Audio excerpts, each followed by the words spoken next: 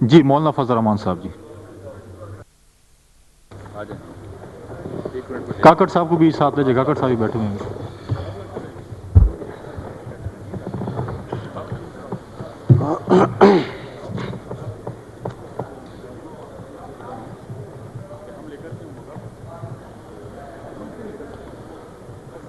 بسم اللہ الرحمن الرحیم نحمده ونصلی علی رسوله الکریم اما بعد. جناب اسپیکر, ایوان صدر پاکستان کے خطاب پر بحث کر رہا ہے. 6 ماہ میں 2 مرتبہ صدر مملکت کا پارلیمنٹ سے خطاب ان نئے حالات میں ایوان صدر کی طرف سے پارلیمنٹ پر اعتماد اور احترام کا اظہار ہے, جس پر میں انہیں خراج تحسین پیش کرتا ہوں.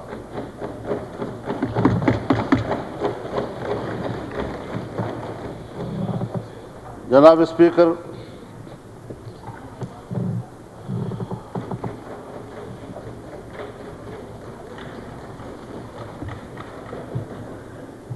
میں یہ بھی واضح کر دوں کہ پارلیمنٹ میں ہماری موجودگی ہو یا حکومت کے اندر, ہمارا مقصود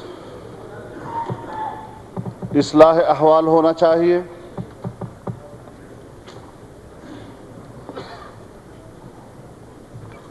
اس قوم کا, اس پارلیمنٹ کا اور اس حکومت کا ہم پر حق ہے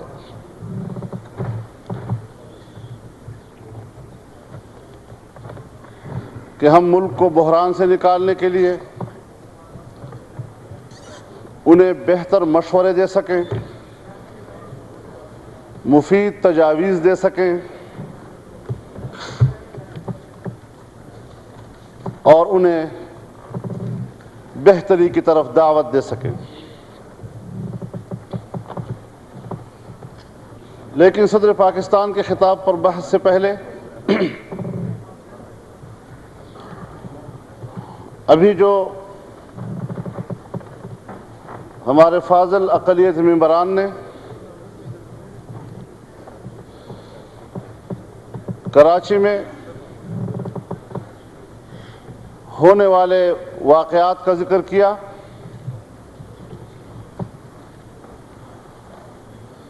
میں ان واقعات کی شدید الفاظ میں مذمت کرتا ہوں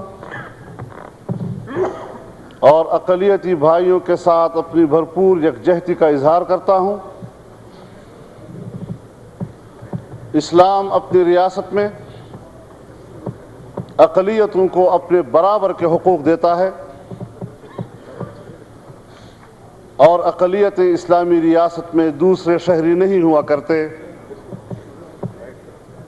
جناب رسول اللہ صلی اللہ علیہ وسلم نے فرمایا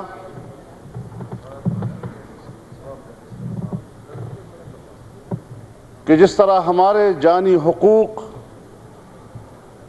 محفوظ ہیں, ان کی بھی جانی حقوق اسی طرح محفوظ ہوں گے. جس طرح ہمارے مالی حقوق محفوظ ہیں, ان کے بھی اسی طرح مالی حقوق محفوظ ہوں گے. جس طرح عزت و آبرو کے حوالے سے ہمارے حقوق محفوظ ہوں گے, ان کی بھی عزت و وقار کے لحاظ سے حقوق محفوظ ہوں گے. اور کسی بھی حوالے سے اگر ان کے حق پر کوئی حملہ کرے گا تو وہ ہمارے اوپر حملہ تصور کیا جائے گا اور اسلامی ریاست اس کا دفاع کرنے پر مأمور ہوگی.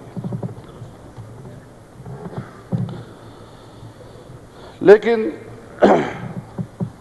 جناب اسپیکر, اس وقت ہمارا ملک اور یہ پورا خطہ جن حالات سے گزر رہا ہے,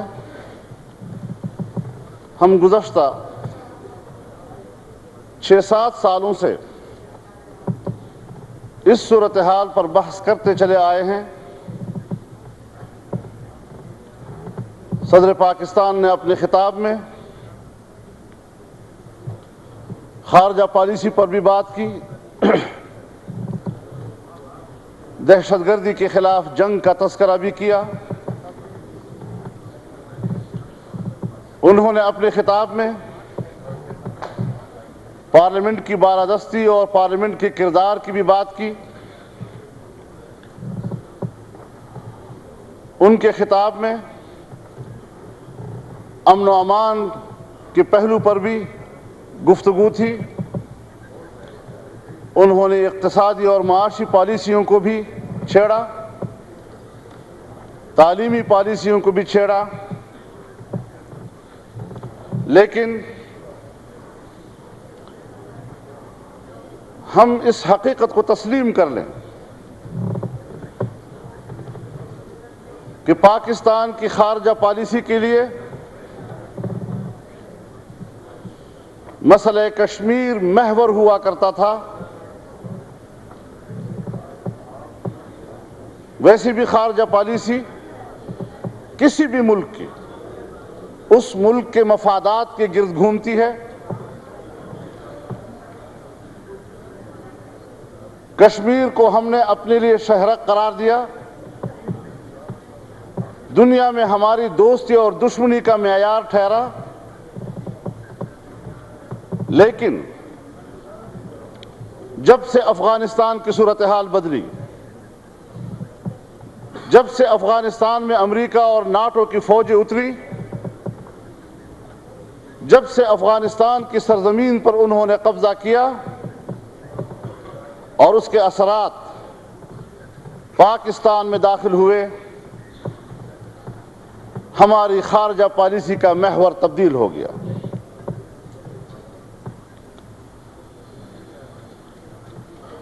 ہماری خارجہ پالیسی کی اس نئی جہت کا آغاز سن 2001 میں امریکی صدر بش کے دباؤ میں ہوا، اور پھر اس کے نتائج و اثرات جو ہم پر مرتب ہوئے کہ کشمیر کا مسئلہ پس منظر میں چلا گیا۔ انڈیا کے ساتھ جو ہمارے متنازع معاملات تھے وہ تمام کے تمام پس منظر میں چلے گئے، اور ہماری پوری خارجہ پالیسی کا انحصار ہماری مغربی سرحدات پر ہوا۔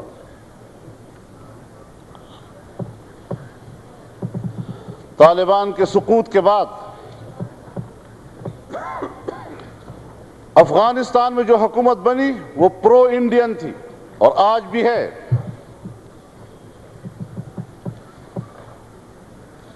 جس کا فائدہ ہندوستان نے یہ اٹھایا کہ اس نے اپنا تمام تر سیاسی، اقتصادی اور دفاعی اثر و رسوخ ہمارے مغربی سرحدات تک بڑھا دیا، اور پاکستان افغانستان کی صورتحال کو پاکستان کے خلاف استعمال کرنے لگا۔ یہ مواقع ان کو ملے کہ جس نے ہندوستان کے لیے تو مشکلات میں کمی اور پاکستان کے لیے مشکلات میں اضافہ کر دیا ہے۔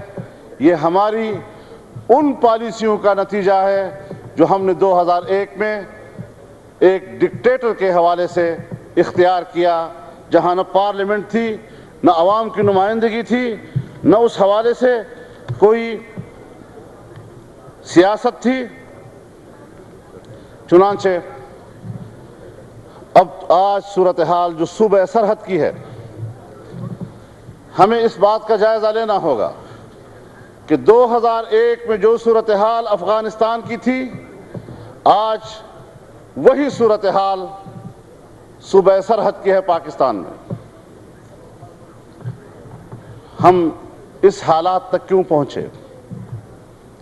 ہم نے کہا جنوبی وزیرستان میں فوج بھیجنی ہے، وہاں دہشت گردی کا خاتمہ کرنا ہے۔ ہم نے اس وقت بھی کہا تھا کہ یہ پالیسی دہشت گردی کے خاتمے کی نہیں ہے۔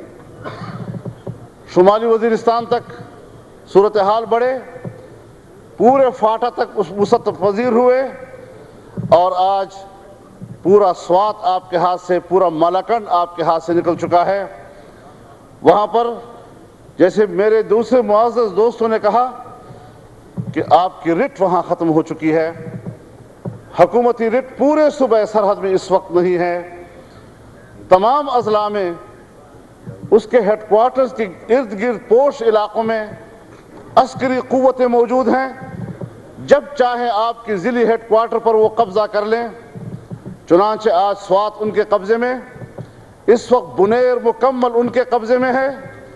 میں آپ کی معلومات کے لیے عرض کروں کہ اس وقت وہ بنیر سے آگے ابھی ہزارہ مانسہرہ کے علاقے میں، کالا ڈاکی کے علاقے میں پہنچ چکے ہیں، اور آپ سمجھیں کہ وہ تربیلا ڈیم کے سر پہ آ کر بیٹھ گئے ہیں، اور اگر تھوڑا سا وہ آگے بڑھتے ہیں تو پھر اسلام آباد اور عسکری قوتوں کے درمیان صرف مارگلا پہاڑ رہ جاتا ہے۔